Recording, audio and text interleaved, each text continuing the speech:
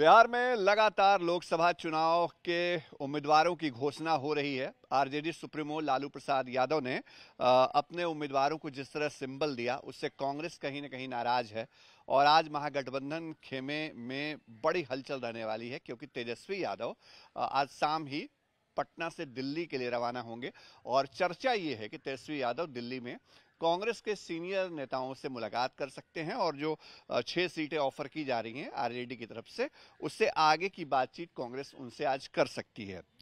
ये महागठबंधन के अंदर से खबर है। इस खबर के बारे में और विस्तार से आपको बताएंगे, लेकिन सबसे पहले शुरुआत करते हैं बिहार में जिन 16 उम्मीदवारों के नाम की आज घोषणा हुई है उनकी।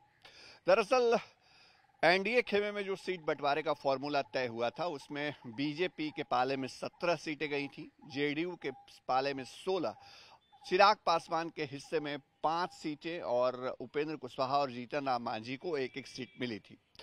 मांझी और कुशवाहा के बारे में कोई कंफ्यूजन नहीं था क्योंकि दोनों अपनी पार्टी के प्रमुख नेता हैं और दोनों ही लोकसभा चुनाव मैदान में उतर रहे हैं। लेकिन जेडीयू के अंदर क्या सांसदों के टिकट कटेंगे, क्या नए उम्मीदवारों को मौका मिलेगा, इसको लेकर बड़ी चर्चा हो रही थी। आज जनता दल यूनाइटेड ने आधिकारिक तौर पे अपने उम्मीदवारों की घोषणा कर दी है।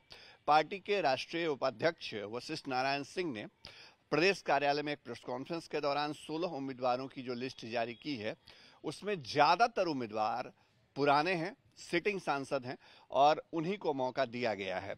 वशिष्ठ नारायण सिंह ने जो सूची आज मीडिया के सामने रखी, जिन नामों का ऐलान किया, उसमें कुछ नामों को छोड़ दीजिए। जैसे सीतामढ़ी से जो मौजूदा सांसद थे सुनील कुमार पिंटू, उनकी जगह देवेश चंद्र ठाकुर को मौका दिया गया।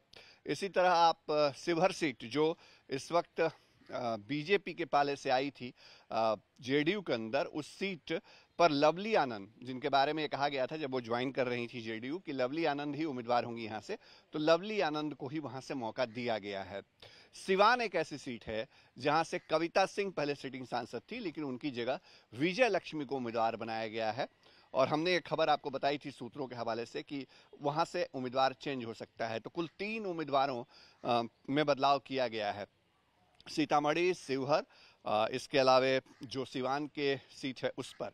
और इन उम्मीदवारों के नाम या यहाँ से उम्मीदवार बदलने के बाद जो जेडीयू है बाकी सभी पुराने चेहरों पे दाव लगा रही है। मतलब ये कि जो ललन सिंह हैं पार्टी के पूर्व राष्ट्रीय अध्यक्ष, वो एक बार फिर से मुंगेर से चुनाव लड़ेंगे और मुंगेर से वो चुनाव मैदान में होंगे। इसी तरह आप देखिए नालंदा से कौशलेंद्र कुमार जो हैं वो पहले उम्मीदवार थे और इस बार भी वो उम्मीदवार होंगे। इतना ही नहीं, जो दूसरे उम्मीदवार हैं लगभग सभी उम्मीदवारों को फिर से मौका मिला है, सिटिंग सांसदों को।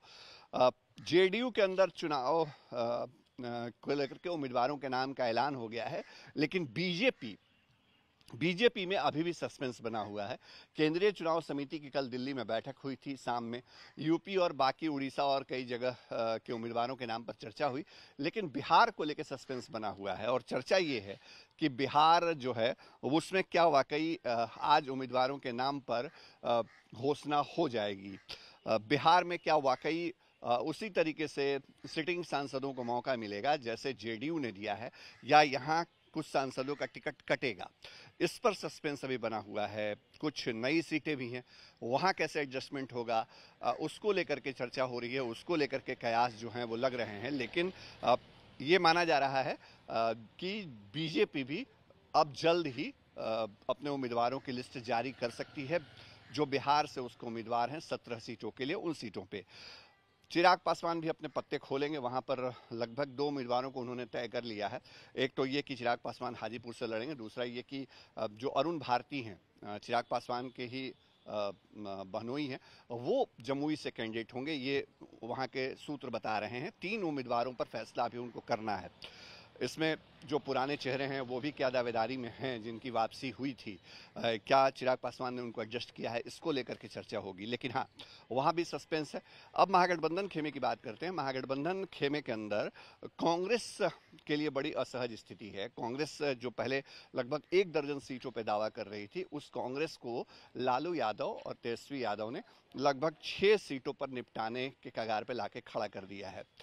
स्थिति ये है कि कांग्रेस ने जिन सीटों पे बहुत मजबूत दावा ठोका, चाहे औरंगाबाद की सीट हो, चाहे वो जो पूर्णिया की सीट है जहां के लिए पप्पू यादव की एंट्री कराई गई थी कांग्रेस में, उन्होंने अपनी पार्टी का विलय किया। उस सीट की बात करें, वहां से आरजेडी बीमा भारती को उम्मीदवार बनाने जा रही है, ये चर्चा है, क्योंकि बीमा भारती जो हैं वो जेडीयू छोड़ करके आई हैं। उन्होंने वो विधायक रहीं और उन्होंने जेडीयू को प्राथमिक सदस्यता से इस्तीफा दिया है।